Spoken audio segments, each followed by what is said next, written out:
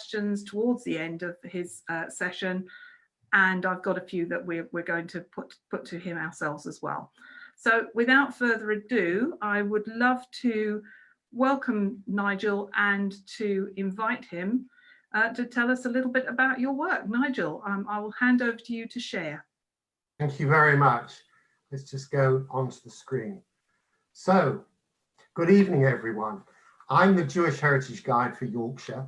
What I'm going to do is, and I understand you've been talking about Bradford, is to show you some photographs and some things that we found. And I'm starting with a photograph. This photograph was taken in 1967. And the point about the photographs is really to inspire you and to talk a bit about the discussion. We can discuss them. It comes a bit later. We were given this in lockdown. It was very interesting. I did a talk for a group called Millim in Leeds about Bradford Jews, and the Bradford community decided, or the ex-Bradfordians, who are many more than the actual Bradfordians, decided they'd meet on Zoom. They were asked for photos, and Joyce Rothschild sent this photograph in. Now, for those of you who know cars, it was taken in 1967, and the three children there are Joyce Rothschild, who's now a fundraiser in the West Midlands, her sister Sylvia Rothschild, who's a rabbi, and her brother Walter Rothschild, who's a rabbi in Berlin. But it's a very interesting picture because the synagogue in Bradford was filthy. It was completely blackened. And in 1967, the government gave some money to have buildings stone cleaned in the north. And when they stone cleaned it, they found that the synagogue had these wonderful colors. And it had all been hidden under the black tar that you can see there. So I like this photo, and it's if you know the building in Boland Street, it just shows what was and what was hidden underneath. And this building still stands today. And I've got a few more photos to show you of it. So this is a contemporary photo. It's got a bit darker. There's Hebrew inscription which says Manorah Hamakom Hazeh Imzeh Ki Im Beit Elokim V'Zeh Shah HaShemayim. How awesome is this place? If you come inside, it's the house of God and the gates of heaven. Lovely building, built in 1880, has a little balcony on the top right over the door, lots of Hebrew inscriptions, and is very Moorish in style. And one of the things that we like to do when we do our Jewish history is to enjoy things. And Bradford is a small community. There are maybe 300 Jews living in Bradford. How many are involved in the community is another matter. But I always tell people this very interesting thing that I learned from the States many years ago. When you find someone who's unaffiliated and Jewish, having said to them, do you want to come along to any of our activities? You then say to him or her, who else do you know? And they'll tell you someone else they've met. And you can build up all sorts of networks like that. And as Trish said, I'm the Jewish Heritage Guide for Yorkshire.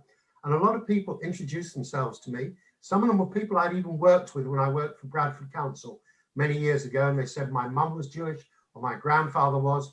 And now I get a lot of people who come to me and say, well, actually, my dad or my mum came from Germany and they didn't marry someone who's Jewish. They left the Jewish community, but I'm desperate to find out. And I'm able to put them on that road to getting things moving. Now, if we go on, you will see another picture of the synagogue, but this time it's the synagogue in a different format. It's done as a birthday cake. We have a president of the synagogue, Rudy Levor. Rudy came as a child to Bradford from Germany. We had a 90th birthday party for him 4 years ago. And Deborah Coupland, who comes from Hull, but now lives in Leeds, is a super cake designer. And she made us this wonderful cake of the synagogue. So if I go back one, you can see what the synagogue looks like in a photo. And there's one, a cake of the synagogue. And, made the day and was tremendous.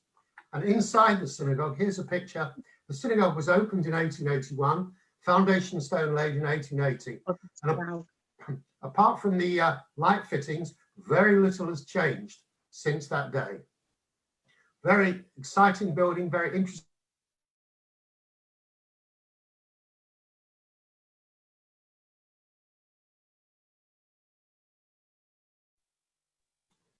Was I muted?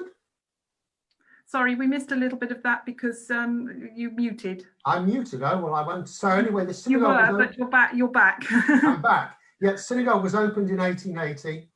Well, foundation stone in 1880, opened in 1881. Looks very much like it did 140 years ago. We've been closed like most synagogues for the last 5 months. I hope that we'll be able to open it again.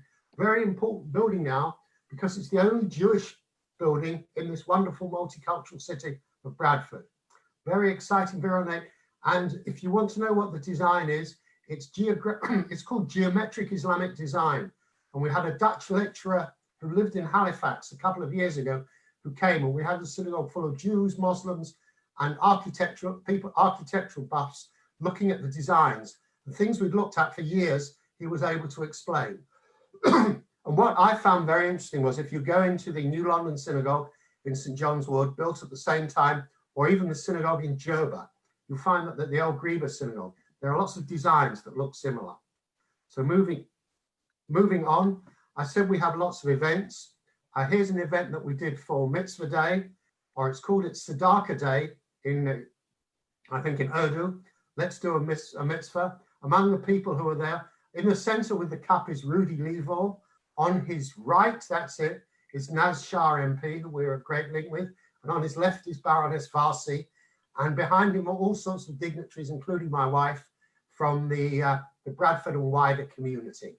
So we have a lot of fun. And I think it's important to say that when you're doing all these events, fun is a key point. And also opposite the synagogue was a restaurant called the Sweet Centre, and they've given us many, many meals. So moving on. This is another picture taken inside the synagogue. We were blessed with a visit of the Earl of Wessex, Prince Edward, who came to the synagogue, I think it was March the 12th, 2019. We think it was one of the first visits ever, or maybe the first visit ever, by a member of the royal family to any synagogue in Yorkshire. And here he is with the gentleman to his right is Richard Stroud. And Richard Stroud is with all his descendants and his great nephews and nieces. And Richard Stroud was the great grandson of the first rabbi, Rabbi Strauss. So all sorts of nice historic links. And since we had the visit, all sorts of people came to us and told us lots more information.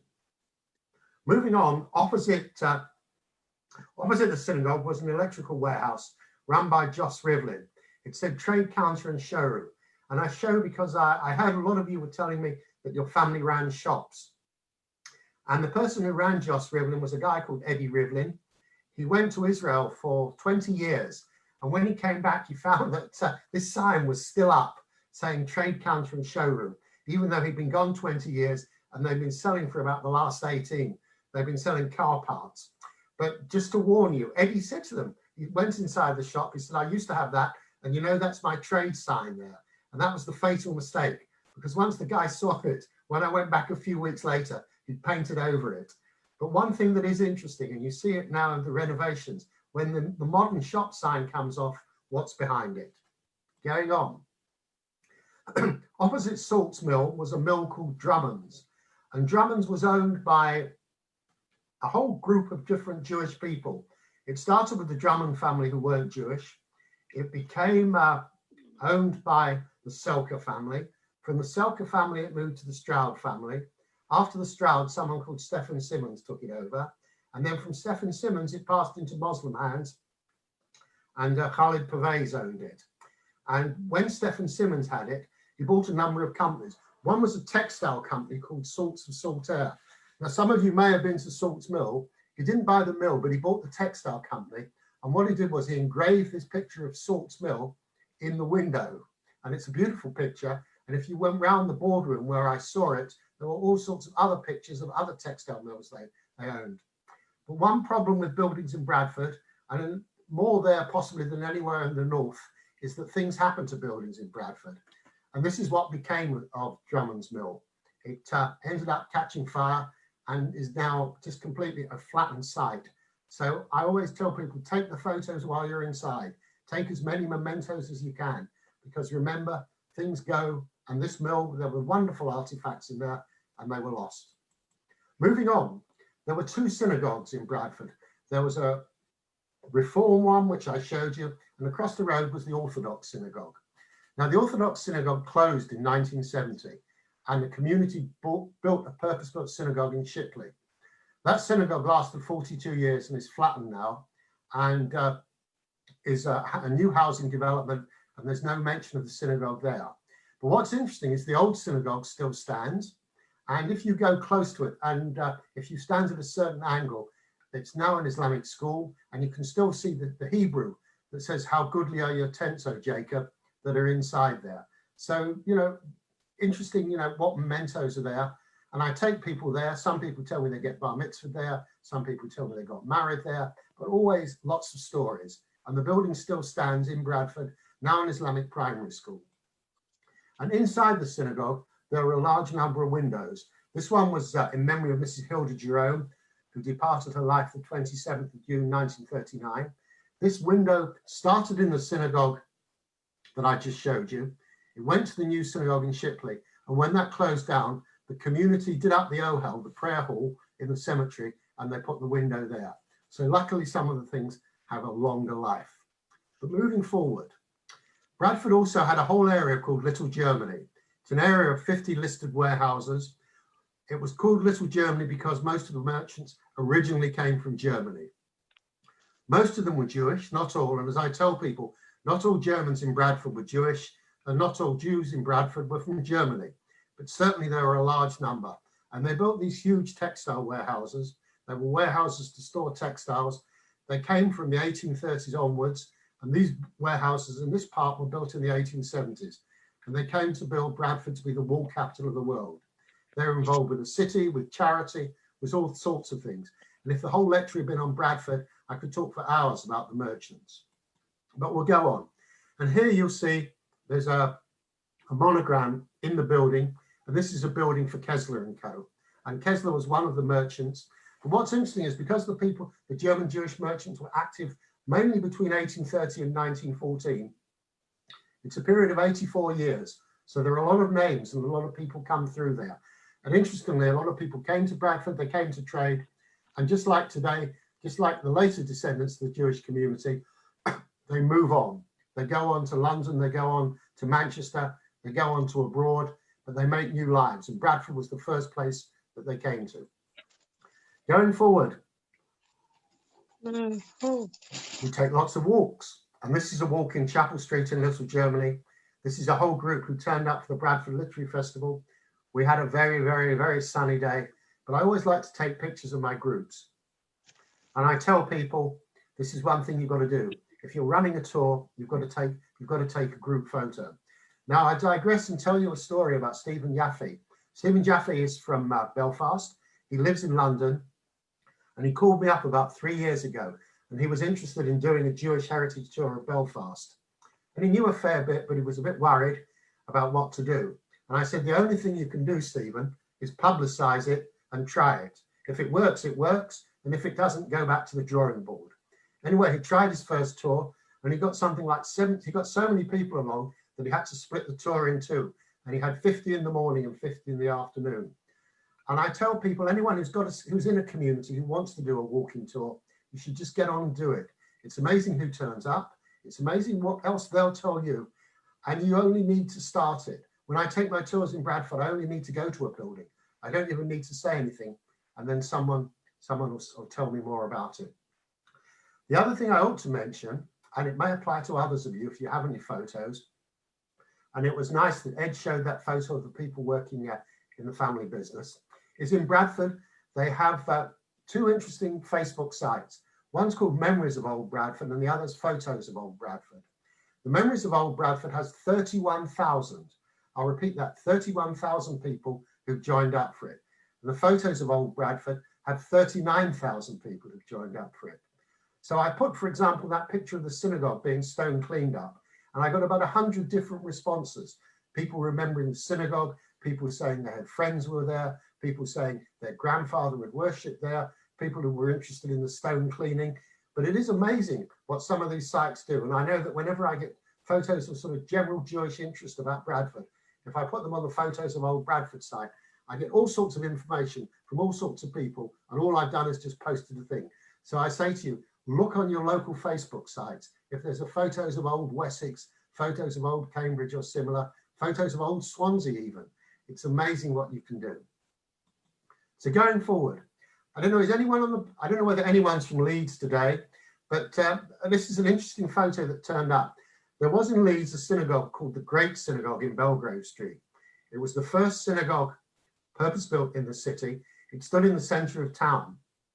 And this photo was taken about 1962 or 3, or maybe a few years later, judging by the cars.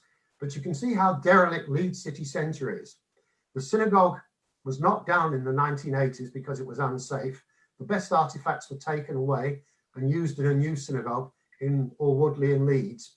And all that remains of the synagogue is this plaque, which describes it. But what's interesting is when you go to the area now, which is going through about its 3rd regeneration iteration, it's built up with tower blocks and everything like that. And when you see the photo, which previous photo, when you had before, you forget how derelict were parts of Leeds city centre in the 1960s. And I'm sure that applies to other places and cities as well. So we'll go forward. Now, the Board of Deputies have been doing a sort of hidden histories project and hidden archives. And they came to me because someone had sent them a photo, the West Yorkshire Archives, about Montague Burton, the tailor of taste. And I'd heard a lot about Burton, but I hadn't done any research about him. And I did a bit of research. And if you go on the blog now for the library, from the National Library of Israel, you'll see that there's a piece about Burton that I wrote. But what was interesting was I went to Burton's factory, and it says there still Burton, the tailor of taste. And I ended up getting some more photos. This was a photo of the women in the sewing room, and there were rather a lot of them. We also pasted this photo on the Leeds, we have a Leeds Jewish Facebook page, which has 2,800 people, not 38,000, but 2,800 is a good number. And I got an amazing number of replies, people telling me their stories. My mum worked in Burton's, my aunt worked in Burton's. A friend of mine who was younger said her mum said to her, if you don't pass your exams, you'll end up working in Burton's. So she passed her exams and got a job as a work study officer and ended up working in Burton's. Another person who I hadn't seen, she'd organised a disco at my wedding, which was a large number of years ago. She contacted me and said, the BBC made a film that featured my dad over Sholem and her father, and she gave me this film. And it was amazing. All sorts of stuff started pouring out. And then someone else came to me and he said, I remember going to Burton's. It wasn't the women's room, but it was the men's room I went.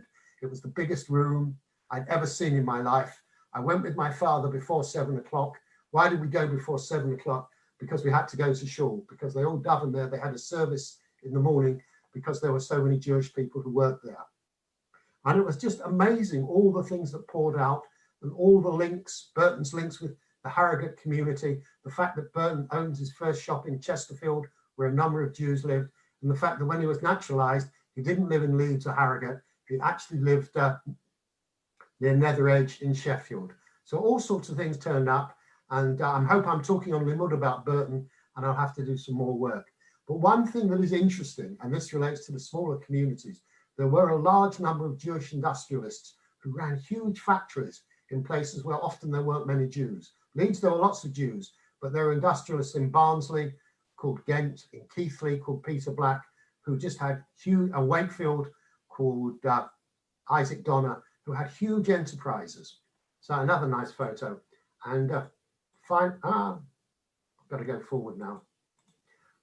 And finally, and this photo I took outside Burton's, which still stands, it's enormous. You go down there and the whole place, because there was no one around, everything had stopped except inside, parts of it they were working because Arcadia are in there and they had clothes coming in and going out, but no one actually making things. But even though I'd lived in Leeds for over 40 years, it was just enormous and I couldn't get over the size of it. A few other things just to mention to you.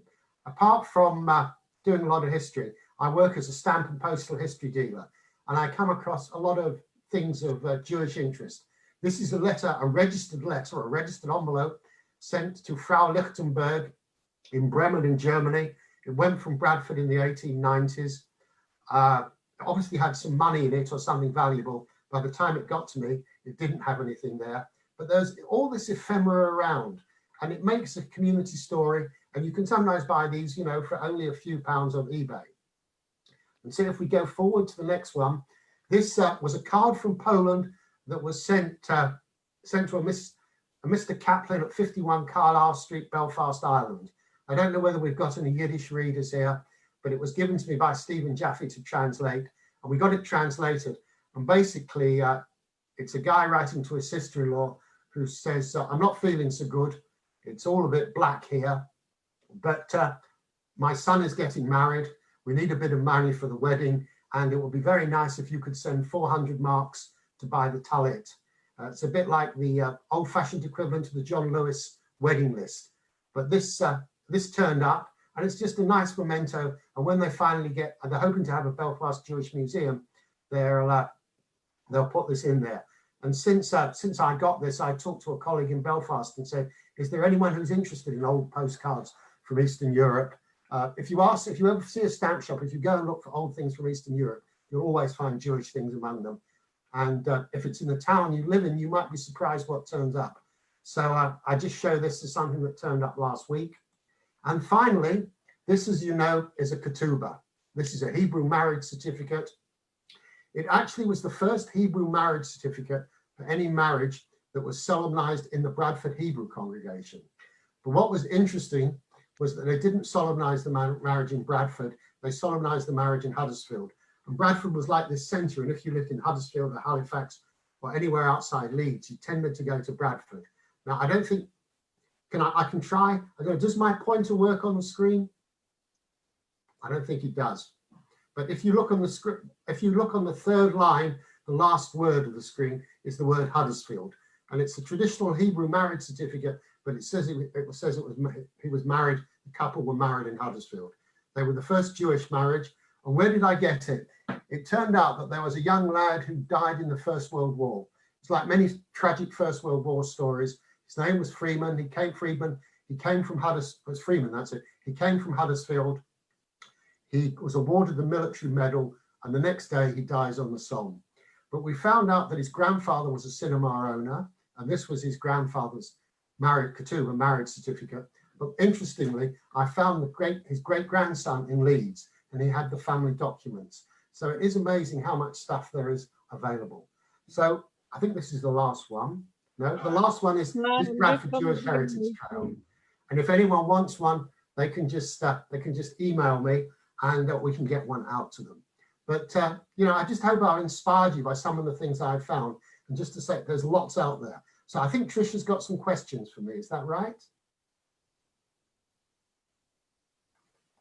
I think she's got to unmute herself first. I have got to unmute myself first. Yes. Let me just turn the light on as well. It's a multimedia experience. Thank you very much indeed, Nigel, for an amazing gallop through a lot of really interesting history, and particularly sharing some of your top tips as well for people interested in actually researching their own history and getting started. But I guess the getting started is the thing that fascinates me. Is when did you sort of get started, and why? What was the first thing that you I think I've always been interested in Jewish history. I was born in the East End of London. I was born in a maternity ward called the Marie Celeste, which, as you know, was a ship that was on the sea with the tables laid, but no hands on it. So I sometimes tell people jokingly that I'm a foundling. I was interested in the East End. I went to university at Queen Mary College, and in the 1960s and 1970s, there was still a discernible Jewish life in the East End of London. There was also old buildings that were there. David Jacobs isn't here today, but he used to go inside them. I used to go inside them, and there was amazing stuff you could get. And I remember there was a Jewish bookshop called Mazin's. They had a skip there. They threw everything out, and you could, provided you, shall we say, grease the palm of the people who were involved in the demolition, you could take all sorts of things out of there. And I realized there was a rich history. And I started by taking tours of the East End. I moved north to work in Bradford and lived in Leeds. And after that, people talked about Germans, but didn't mention they were Jewish. I took my first tour in the 1980s, and since then we've never looked back. And then a bit later on, about 5 or 6 years ago, I got involved in Bradford again. And then a colleague said, well, she'd been doing tours in London, and she'd started off doing regular tours, and then she went to Stamford Hill, and she went to all sorts of places that no one went to. So she said, well, why don't you do some of the others? So I thought, well, we'll try. And I now do them in Bradford, and I do one in Saltaire, where there's a lot of Jewish interest. I do one in Harrogate, which is a tremendous tour. I do one in Huddersfield. I do one in Ilkley, where there was a Jewish evacuation community. And we do Leeds as well. And we do a couple in Leeds. And Ilkley's an interesting one because I just started. I had 3 or 4 things that I knew about. I started, and then people came running towards me. A friend said to me, he said, "Oh, you're doing a tour in Ilkley." He said, "I was evacuated there." He said, "Come with me and I'll take you to show me my Ilkley." Another friend said, I took this old lady with me and she told me that she'd been evacuated in the war.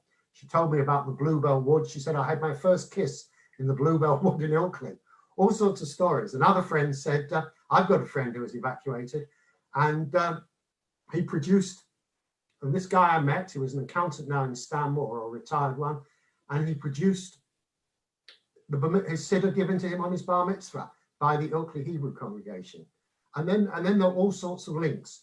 Some of you may know the MP for Lichfield, a Conservative MP called Michael Fabricant.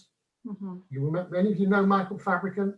Well, his father was a rabbi, and during the war, his father took these services in Ilkley. And he was there with Colonel Sebag Montefiore, all sorts of interesting stories. The other thing is I get lots of help. I had a friend who was prepared to go through the JC for me and look up all the Ilkley references. And that was tremendous to help.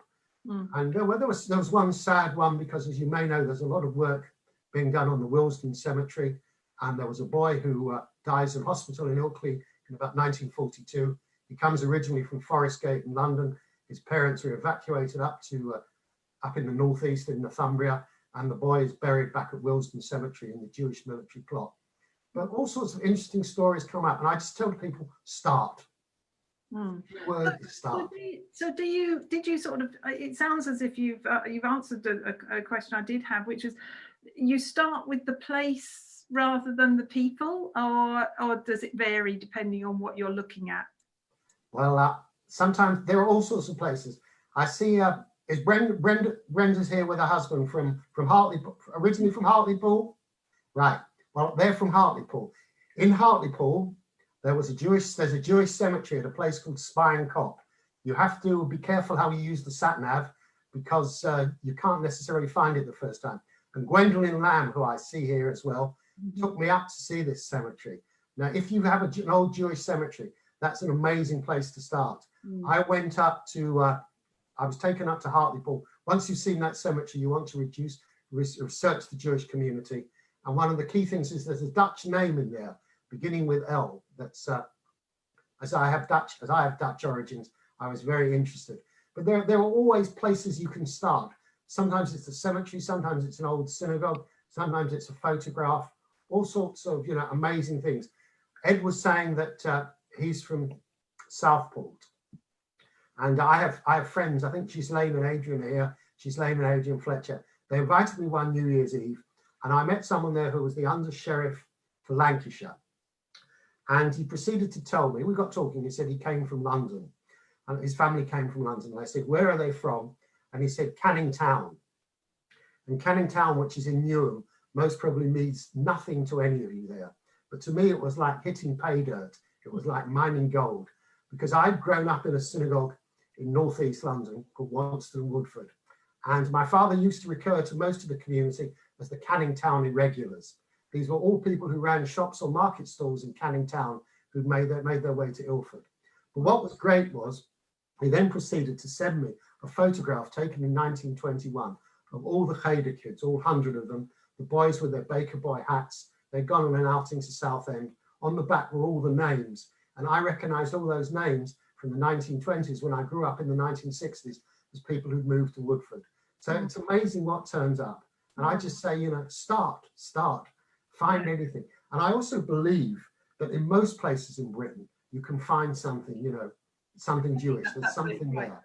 Yeah, I mean, that's the spirit that's kind of underpinning this the project. We have a question from Judith Adder, who had to leave early, I'm afraid. So she's asked, apart from the large Jewish community established in Leeds, were there any other Jewish synagogues established in other towns anywhere in Yorkshire following the persecution and massacre of Jews there in the Middle Ages? So I think she's sort of thinking about you presented the first one that had been founded after that. Okay, So there's a whole different history, the pre-expulsion history. Yeah. If you go to the town of Knaresborough, which is part of the Harrogate district, you'll find just off the market square, there's a plaque to record that there was a medieval synagogue there. So there was a medieval synagogue in Knaresborough. I'm not such an expert on all the medieval work, but again, York is an interesting and very sad story. It's a sad story because the Jews are massacred in 1190, but they go back there. And the one thing I'd say to everyone when we talk about medieval history, Jews start coming with William the Conqueror in 1066. They leave, or they're expelled in 1290. If you go from 1066 to 1290, that's 224 years. So if you go backwards from 2020, 224 years, you get to somewhere in the 1780s. And then you think of all the events that have happened in the Jewish world. So within the medieval Jewish world, it wasn't like one concentrated period. There were good times, there were bad times, there were all sorts of interesting things that happened, all sorts of tragic things that happened. And even in York, where there was a terrible massacre, the Jews come back. And the York community, which is now reinvigorated and running, are very much involved in researching that history. Yeah. So I'm thinking about the journey that you've had, starting at the East End and then sort of developing all of these different heritage trails. What has changed in terms of being able to research your material? What sort of digitization, yeah. the internet. You know, once I remember I was very interested in a man called Jacob Unner, who'd come from Germany in 1800, first to Manchester, then to Leeds, then to Bradford. And by the time he got to had been a founder of the Chamber of Commerce, and by 1880 was the grand old man of the community and had laid the foundation stone. And I wrote about him in an obscure magazine, which by some chance a guy picked up and said, oh, I'm Jacob Unner's great-grandson. And then sent me all this information. I went to meet him. But today, you know, you've got the internet, you can search. The fact that you've got 38,000 people looking at photos of old Bradford means you've got a great research there. You've got the Jewish Historical Society. You've got all these links just going into Dr. Google. And people these days don't mind, you know, if you've got a strange name and someone emails you and says, are you the relation of? They can say yes or no. The other things that we've done, there was a guy called Alan Tobias from Glasgow. There is a guy, nuclear physicist, tremendous guy, came to Bristol and put all the tombstones on the cemetery, the two cemeteries, online. And then he came to Leeds. And I have a friend called Malcolm Sender, and Malcolm had a problem that we had a cemetery with 2,000 graves in that suffered from mining subsidence. And you couldn't go in there because you didn't know whether you'd fall down the shaft and you'd never be heard of again. But we had the photos. So we said to Alan, do you think you could put them online? So, you know, he said, well, I've done 1,000. I can do 2,000. So he did that. And then we came back to him and said, well, you know, Alan, there are another 18,000 stones in all the cemeteries in Leeds, which is quite a lot. But we got them all online. And that's a tremendous thing, to having them all online. So if someone says, well, my grandmother died in Leeds or whatever, it's amazing what you can find. The other two things that I think are very important, I always tell people there's a site called Free BMD, Free Births, Marriages and Deaths. And especially if you've got a good name, a name that's a bit unusual, like Grizzard, or a name that links to a town, you may be the only Jews in the town. It's amazing what you can find by just going in there, turns out. And the other thing is the London Gazette. The London Gazette is the most amazing research source. All the business barneys that people had, the times that people went into business, split up with their business partner, people when their businesses, they say, went machulla, or they went bankrupt, the bankruptcies. Also, all the naturalizations for any of you whose family or themselves had come from Germany after or anywhere after the war. Fascinating things. It's amazing what you put in the London Gazette and the pages and pages. And the other thing it also has is the name changes as well. So I was talking to the rabbi of my former synagogue. He said, you know, some of them changed their name and we put his name in. And we found one guy who'd gone through and explained how he changed his name. Very, very interesting. So there's all this digital material. Yeah, and quite a lot of it, of course, is free of charge. I'd like to bring Ruth Gruber in here, who's popped on the chat roll, but maybe she'd like to share the site that you run, Ruth. Are you able to unmute and just sort of tell us a little bit about that, Ruth? Hello, Ruth. Yeah. Hi, Nigel. Hi. It's been a long time since. It's been a long time since Krakow. Yeah. Back in 1993, something like and that. Even longer, I can't remember. Even longer since Croatia. Yeah. Yeah. Croatia, I think, was 92. Oh. 92. Yeah. I don't know, something like that. Anyway, I mean, I'm very anxious. Would be very eager to have a little feature on Jewish Heritage Europe about Jewish Yorkshire and what you're doing there. I think it would be great. But I run this website called Jewishheritageeurope Eu, which is a project of the Rothschild Foundation Europe. And it's been online for about 8 years or so. And what it is sort of a combination of resource centers, sort of like online library of Jewish heritage for, I think it's 48 countries around Europe.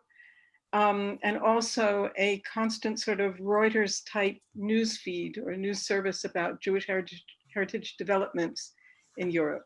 And, you know, it's like a wire service news feed. We have Facebook, we have Twitter, Instagram, and all that too.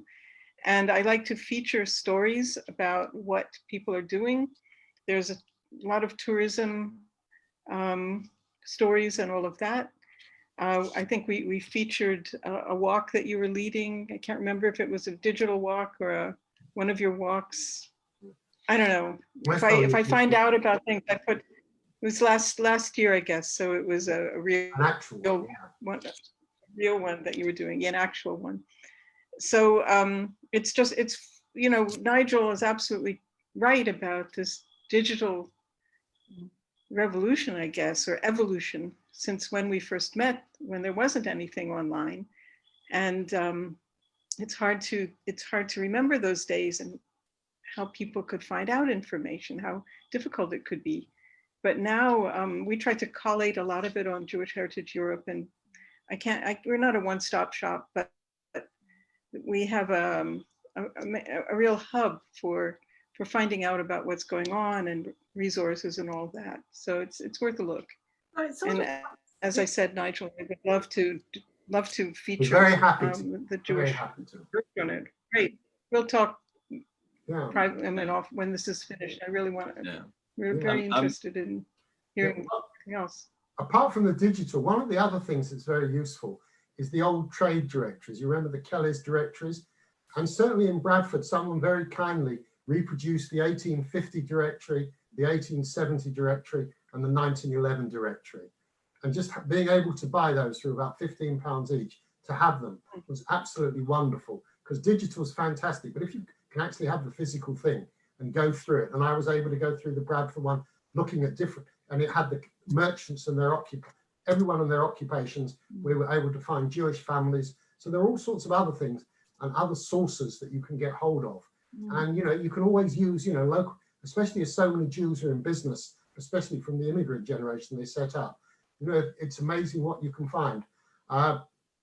It's worth saying that the trade directories have now been the subject of another digitisation project at Leicester University. So you can actually, if you search Leicester Historic Trade Directories now, they've actually done a sample of different trade directories. The only problem with that particular one, although it is a wonderful resource, is it's a little bit time consuming to use. You can't, it's not very searchable, but again, these are all sort of free to air things that you can actually just log on and have a look at without having to sort of register or, you know, pay a subscription. So yeah, digitization is one thing. How do you find when you're sort of talking to people on your tours and giving your talks? You said that sometimes people bring little nuggets of information to you. Is there anybody that's really kind of surprised you with a piece of information that you thought, oh, you know, this is a game changer almost? one thing that did surprise me is I had someone who told me that her mum had come from Tunisia and had married a British servant. I think that's she'd come from Tunisia, married a British serviceman, and ended up living in the wilds of Bradford. And she handed me a miniature Sefer Torah. She handed me a Sephardi Sefer Torah, which her mum had. It wasn't a handwritten one. It was one like you see you can buy in shops in Israel, but it was a Sephardi one that was in an ornamental case. And before lockdown, I used to do a lot of work with school groups, and I used to take that along. But people often bring me interesting stories. Yeah, I've got a friend, and she told me, I met someone in Skipton who was doing some writing work for me called Fiona. And we had a whole long chat. And she said, well, what else do you do? And I said, well, I do Jewish things. She said, oh, that's interesting. My dad was Jewish, is Jewish, and my grandmother came from Berlin to Bradford and became a German teacher. And that was one of the things that a lot of the women did. If you went through the German teachers in Bradford in the 50s and 60s, a lot of them were refugees. On this journey that she'd had, she'd been interned in the Isle of Man. And I was told by this girl that her grandma told her there were two things I learned on the Isle of Man when I was interned. One was all about, one was knitting, and the other was all about sex, which I think puts a different view on what people normally write about internment histories. But it's just, you know, people tell me all sorts of interesting stories, and you meet fascinating people. And also many people who, especially the refugees, the children whose parents had left the Jewish community, when you actually talk to them, out come all sorts of stories. And they say, but I've got family, Jewish family in America or in Israel. And there's one guy I know called Bruce Barnes. He's the Bradford poet. He's a tremendous guy. Bruce's dad was called Boundswell Spinner, something like that. And he was recruited after being interned, was recruited by the British Army into Commando Group X, which was going to be a group of German Jewish commandos to be sent over to attack the Germans. All sorts of fascinating stories come out. And the corollary to this is I heard a lecture by a woman called Rachel Pistol, who's done a lot of work on internment. And I was able to, I sent her all these people's names and their dad's biography, just their dad's names. And she was able to check through the internment lists and find all sorts of things out about them. So, you know, it's about putting things together. And the other thing I always tell people, you have to have one key ingredient, that ingredient of muzzle or luck. If you have luck, it's amazing what turns up. Absolutely. I'm going to bring in Ruthie Berina here, who's been wanting to ask you something as well. So Ruthie. Yeah, sure. Hi, Ruth. Hello, good evening. You might hear my Bradfordian accent. I was born in Shipley in 1956. I grew up both synagogues. I left when I was 18 years of age to go to London. My question is, when you do the tour of Yorkshire, I have not heard you mention Elland, and you have not mentioned Joseph Kagan's mill, which was the Kagan fabric, which was very famous in the 1960s for the Prime Minister of the raincoats, the Gannick's raincoats. Okay. And I would love to be in touch with you privately as well, because I have so much history to be able to pass over to you privately. Right. Let me tell you, for those who don't know, do many of you go along the M62? If you go along the M62, you'll see on your left-hand side, after junction 23, you'll see on the left-hand side the town of Elland. And Elland I regard as a town that time forgot. And very interesting place. Lord Kagan, when he had a textile mill there. What people don't know is that while Lord Kagan was hiding in Kovno in Lithuania during the Second World War, his dad had already got out. And his father, called Ben, who dies in Leeds a number of years ago, aged 110, also had a mill in Elland. Albert Waxman, who died a year or two, just over a year ago, who was the president of the Bradford Jewish community, had a huge factory in Elland. And I've been in touch with a Professor Julian Elford, whose family came from Manchester to Bradford and also had a factory in Elland. And very interestingly, my son-in-law often goes to work in Elland, sorting out computers. I offered to talk to the Elland Historical Society about Jews, because I wanted to know what they could tell me. But Elland is a fascinating place. There's a whole Jewish story there. I remember going to see Margaret Kagan, Lady Kagan, She was alone in a huge mill by the time Gannex had all gone. And I'm sure we can talk about it afterwards. But Elland was one of those places. There was also another family called Ginsberg who actually lived in Elland. Mandy Ginsberg was Lady my friend. And it's the Elland story is very, very interesting. People, you know, one of the interesting things is about the refugees is how many of them became big mill owners, big employers in Keighley, which isn't normally known as a Jewish place. If you talk to a lot of people in Keighley, you say to them, did you work or did your mum work for Peter Black? And Peter Black had come from Munich, not Munich, I think from Frankfurt. They'd come from Frankfurt to Hampstead Garden suburb and left for Keighley, where they made webbing for the army. After the war, they employed thousands of people. And they used to make one of their main, a lot of these people were contractors from Marks and Spencer's, and they made slippers. And then he told me two things happened. The son told me two things happened. People got inside loos, and they also got fitted carpets. And that meant that there wasn't such a demand for slippers. So they went into making bags. But they had a huge enterprise in Keighley. And, you know, it was just amazing. And similarly, when we did the work in Barnsley, there was a guy called Wolf, again, who lived in Hampstead Garden suburb, but he employed about 3,000 people in the greater Barnsley area. Isaac Donner had Double Two in Wakefield, where they made shirts. And it's just very, very interesting. All these, I know who it is. I have one person who always rings whenever I do my talks. But and there's a whole story to be told about the refugee industrialists. The other thing, and this is the thing again about muzzle, and I mentioned to you, I was doing some work on Barnsley. They call it Barnsley in Leeds.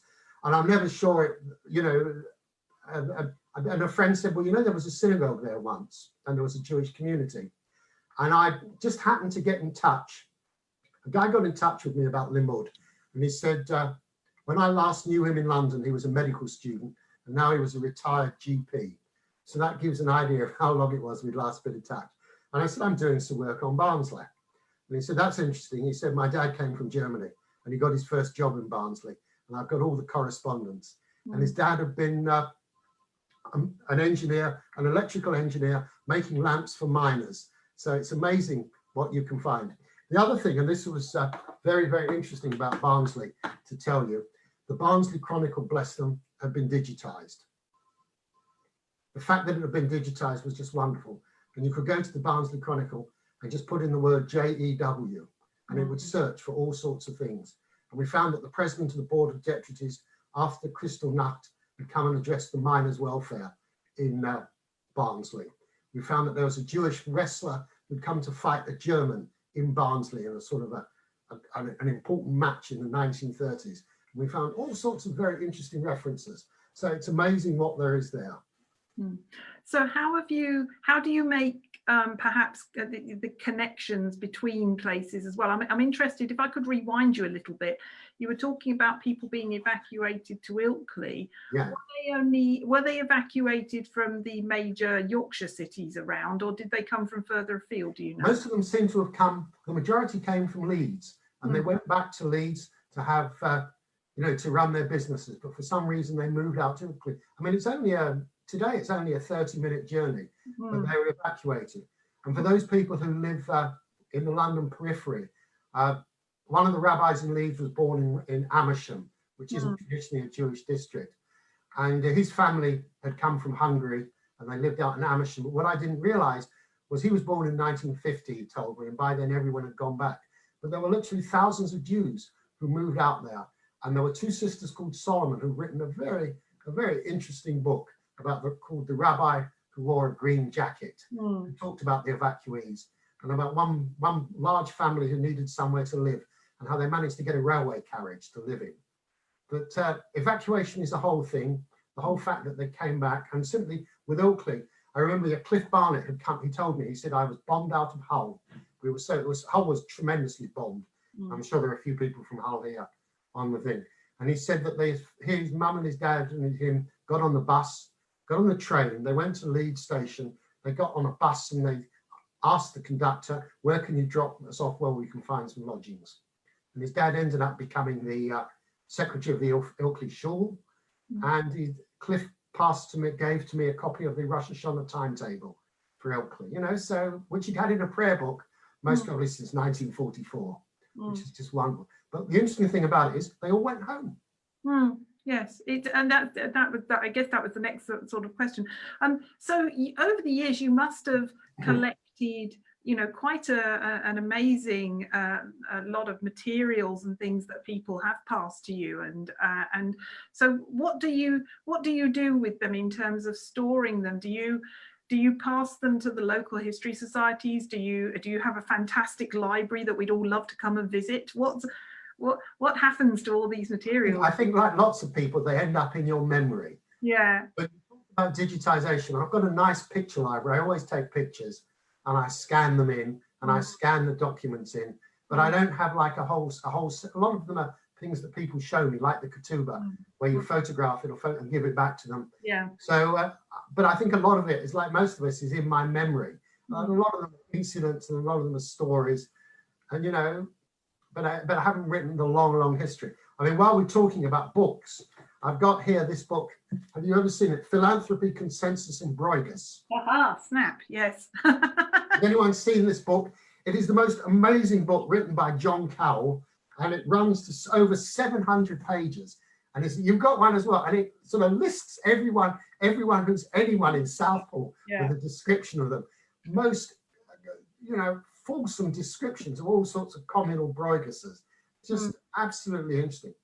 The other person I ought to mention who died a couple of years ago was Harold Pollins. Harold Pollins came from Leytonstone. He was a great researcher who ended up at Oxford. After he finished at Oxford, he started researching Jewish communities. And he did a tremendous job for everyone. He'd just choose a place such as Boston in Lincolnshire, and he'd look through the JC archive electronically, finding all the references, and used other places, and then would write short histories of these former communities. The last one he wrote was Dewsbury, and by the time he was writing that, he'd gone into an old people's home, but he was still busy researching, and he died aged about 94. You know, tremendous guy, but he just had that amazing dedication. Do you think, I mean, is documentation enough? Is it enough to say there were Jews, there was a Jewish community there? Or are there other questions that you think people need to ask as well? There's so much media now, you know. I mean, you can make you know, I've been filmed. I do a Bradford walk. I was filmed by the BBC, and we did it in 10 minutes. You know, and it's something, you know, if you've got a heritage trail, or if there's a local history video project or something, you know, it's worth doing that, just showing where the buildings are, because as you see from my photos, you can go and see things, and when you come back, there's been a fire or there's been demolition.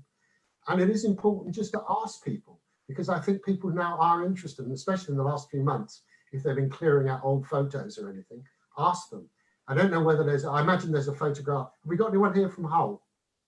Sure. Have we got anyone? I'm sure we have. I think so. I mean, Hull, for example, has this fantastic Hull Archives service, and then most really is pictures of old Hull. You know, all sorts of things just turn up. Yes. Yes, Anna is waving. She is from Hull. Anna, would you like to rejoin us and unmute a bit? Would you like to unmute? Unmute. She's here, but she doesn't. Anna? Okay. So hi, Nigel. Yes, Hi. I'm from Hull. And we have an archivist, Dr. David Lewis. Is he on the email yet? Yeah, but he doesn't use IT in any way. He doesn't have a mobile phone. Yeah. He doesn't have an email address, obviously. But he did produce a booklet for the 250th anniversary, which was in 2016-17. And we do have a Facebook page, the whole Jewish community.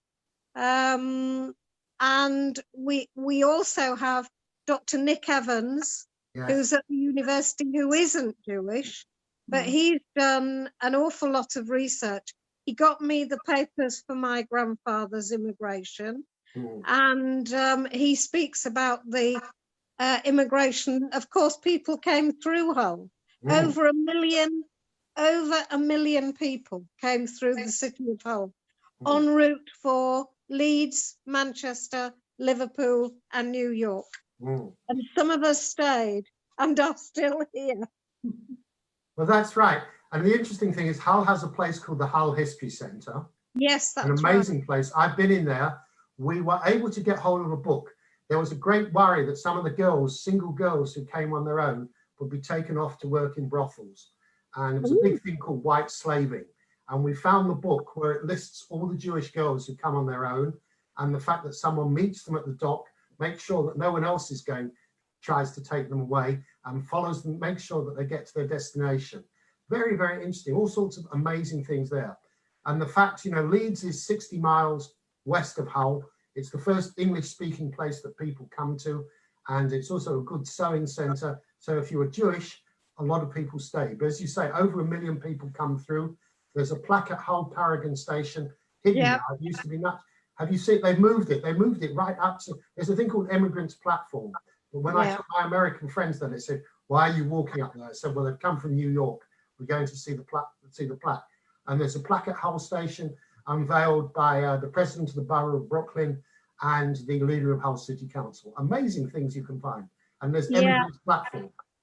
There's also in the old town, there's a plaque for the Harry Lazarus Hotel, where people could get the immigrants as they were walking from the quayside down to the station. They could get a kosher meal, and there's a plaque there as well.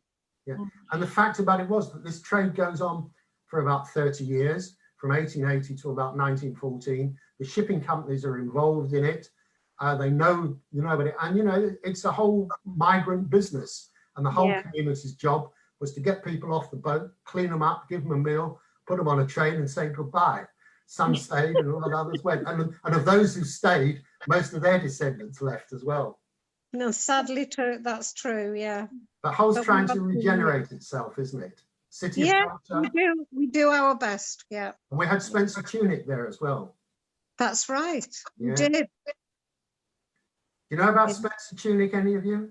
He was a New York photographer who got 3,000 people to on a Saturday morning to parade nude so he could photograph them. Most amazing photos. They were not parading. They were painted in 3 different shades of blue. Yeah. And they had to lie in positions, 3,000 people. And it represented the waves because obviously we're a port. Yeah. So I didn't do it. You didn't do it? No. Everyone who seemed to do it really enjoyed it. Yes. Nigel. Hull's, is there a Jewish history of Hull sort of written recently or anything? Yes, by David Lewis. Right. I think Laura Gold, you wanted to come in? Just a trivial comment. Anna said that they met on a Saturday morning. Just in case you think we're totally decadent, it was 3 a.m. on the Saturday morning. That's okay then. And I think also, Ed, you had a question about the research that's been done, I think by Harold Pollins. Was that the name, Nigel? Yes, Harold Pollins. Yeah. Yes, I was just wondering if that's accessible anywhere, that research. Harold, everything that Harold did, he put on JCR UK. So, for example, if you look up the history of the Jews of Boston, you'll find it. He also, there was a history of the Jews of Dewsbury in West Yorkshire that Harold wrote. And if you look up Dewsbury, there's a link on JCR UK, it says synagogue and information, and then a link to Harold's work. And if he'd lived to 120, he'd have got round to even more communities. But I do think this is a remarkable book. Are you going to be using it as part of your... We already have, because it fell to me to get hold of it and to read it. So I did, and what it brought up was a lot of very interesting material on the St Anne's community, which is one of the ones that we were looking at. So that was why I asked you the question about connections between different centres, as well as thinking about individual centres, that really the edges of each place blur because of the travel, because of the migration and the family links. And also when you open up a shop, you sent the sons to open up in different places. Maybe even some of the daughters as well. Yeah. So from our first starting point of six communities, as I say, we are very rapidly starting to find these connections and to expand really. I'd like to ask you another slightly off the wall question, Nigel, about we've sort of met a lot of plaques already, and you know, sort of signs, sort of places with blue plaques and also other commemorative plaques. How important do you think it is to mark a cityscape or a townscape with these plaques if something is no longer there? Is that something that you take your tours round and sort of say, well, actually we have to have the memory of this because we don't have the building, but here is a commemorative plaque? How important are those, do you think? I think the plaques are important. We've got a kinder transport hostel in Ilkley and kinder transport hostel in Bradford. We haven't got plaques on either of them. We ought to put plaques on them to tell people. I've been on tours that people have taken of York, and I've taken tours of York. And there's Clifford's Tower, obviously, in York. A lot of what I talk about is the far past, and you get people to imagine. One of the interesting plaques in York is there was a Jewish cemetery discovered, and it's on the side of the Sainsbury's supermarket car park. There's a whole plaque in Hebrew and English. And one of the interesting things is looking at the Hebrew. And when we had Israeli kids, they were able to read it, but they all stumble over one word, which is Yud, Aleph, Resh, Kuf, which is the Hebrew for York. They couldn't work out what that was. But it's, you know, it's all about telling the story. I used to take tours of Bradford in the 1980s when there wasn't Sunday trading. When there wasn't Sunday trading, you could imagine you were back in the 1880s. Then people started coming in the city centre. It was a lot harder. And I also just use local people who tell me I work for a Jewish firm or whatever. All sorts of things come up. And the other thing is all that ephemera, the billheads that people used to have from their firm papers. You know, because I tell people, I remember going into a synagogue in Leeds called Lewis Street, 1976. And the community literally just abandoned it. They took out the Sifrei Torah and they walked away. And there was all sorts of things strewn all around. And I'm thinking about it, it wasn't just the Jews who abandoned things. People used to abandon industrial buildings all over West Yorkshire. You know, they were off. And if you could get inside there, it was amazing. And all the papers and the old files, no one wanted. And I'm sure, you know, there will be buildings where companies go down even now. Well, okay, they've got digitized stuff, but most probably up in the loft or in the basement or all the other files, and they'll just walk away from them. You think someone goes and sets up a new business or goes off into the sunset. So there's a lot of stuff around. Yes, I think, and I suppose the other thing is that whilst there might be the books and papers, the physical books and papers, as you say, increasingly companies are using sort of electronic storage and electronic means, and that sort of brings us on to this issue of what the footprint might be from the Facebook groups and things like that. How do we preserve the history that the Facebook groups are creating? Yeah, I think that's an interesting one because, as a friend says, you know, Facebook is a private company, or it's a public company, but it's not a, you know, and Facebook could wipe all your content off or whatever. And I think thinking about it, you know, if one has one's discussion, say, and we had one about Burton's in Leeds, or we had it on the Bradford pictures about the synagogue, you should really, when it finishes, and these discussions do peter out, is just copy it. You know, you can copy it. And remember to archive it somewhere, at least in your own computer. Because if you go back otherwise, you may find you can't get in, as you say. I mean, we met something of that ilk literally today in the project, where we had a fantastic lead for our Eastbourne history. And it turned out that the Women's Royal Voluntary Service had a Heritage Fund project on tracking lost histories and exactly the sort of, you know, capturing the lost histories, which had resulted in a lady having written an entire history of the Eastbourne Hebrew congregation, the Orthodox Synagogue. And we know the name of the title of this publication, and we know the name of the lady, and we know the name of the project. But the project website, of course, I think it's now 6 years on, has completely disappeared because presumably, you know, the subscription or whatever was not being... Yeah, it just falls out. And it falls out, and along with it fell all of that project. So that's one of the things we're trying to do with this Connecting Small Histories project, is also to think about sustainability and how so have you found this lady? Unfortunately, the volunteer who tracked this down, or I asked to sort of have a little look. Unfortunately, the lady herself is no longer with us either. So, you know, we're now sort of in a situation. We're hoping to get in contact with the local branch of the WRVS and see whether there is a, you know, a bit of an institutional memory there. So, one other way is the good old letter. Have you got her address where she used to live? I think we might have, yes. For the cost of a first-class stamp, Yeah. just write a letter to that address and say, Mrs. X lived here. We know she died. You know, who are her kin?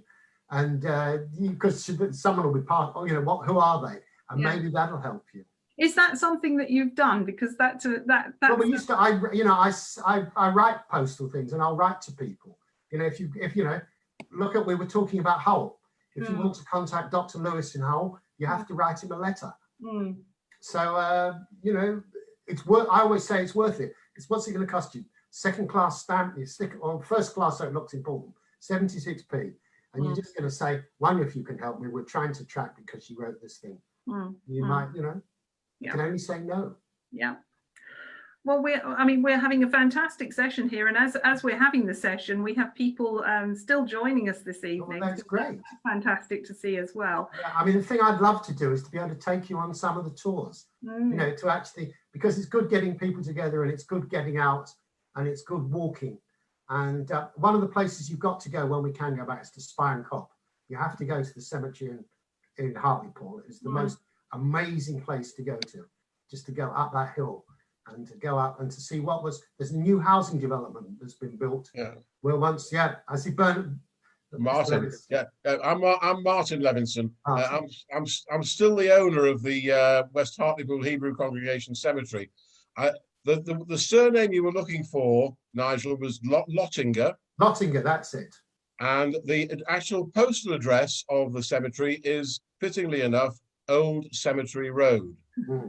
And if anybody wants to come and visit, you just look for Martin Levinson and ask anybody in Hartlepool for Martin Levinson, and they'll put you in touch with me. Very interestingly, there was a birth in the Times recently to someone called Lottinger. And I contacted a guy who was chief executive of the Publishing Association, and he was a Lottinger. And I said, he never came back to me. But I said, is there any link to Hartlepool? And there most probably is. So, and I was interested because I'm Dutch. And if you go to Leeds, you find very few Dutch Jews. Most of the Dutch Jews come to the East End of London in the 1850s and 1860s. But obviously, Mr. Lottinger came to Hartlepool because it was was there a direct ship there, Martin? There would have been some communication. No, there was. Hartlepool imported a lot of timber. It was a huge timber importing business from the Baltic. And I wouldn't be at all surprised if boats came directly from Amsterdam as well. Yeah. But I also see that Gwendolyn Lamb's here. And Gwen took Malcolm Sender and I on the most amazing tour. We went to Middlesbrough. We went to Hartlepool. We went, where else did we go, Glenn? We went to Darlington. I don't know if anyone. Darlington, yeah. Yes, you know, amazing. And there was still, we had a whole full day and there was still more to see. We could have spent 2 or 3 days up there. You know, it was just amazing. When you've got someone who knows the area who can take you around. And you talk about the connections, because Gwen took me to the cemetery in Hartlepool, not in Hartlepool, sorry, in Middlesbrough. And there were once, 600 Jews in Middlesbrough? But very interesting, as you go around the cemetery, you see all the names of the families who moved to Leeds. And it's, you know, just very, very interesting. And you also have to think of places like Middlesbrough in terms of social history. You know, the fact that so many people moved to Middlesbrough to work in the steel works and to work in all the industry. That's right, yeah. And when the Jews arrived, they open up a shop, or as they call it in the north, a shopkeep, you know, some sort of little place, and they built it up because there were people who needed to buy things. Just, you know, the economics of it, very, very interesting. And it was all economically driven. And then later on, they moved on to Leeds. Yeah, and of course, you know, in our post-industrial age, where a lot of the large plants and things like that are closed down, that itself causes dislocation as well, doesn't it? And I wonder, I don't want to sort of dominate the question, so if anybody does have one, please do share, sort of wave at the screen. We can see you, but and also thank you to those of you joining us on Facebook this evening, on Facebook Live, because it's great to see you too.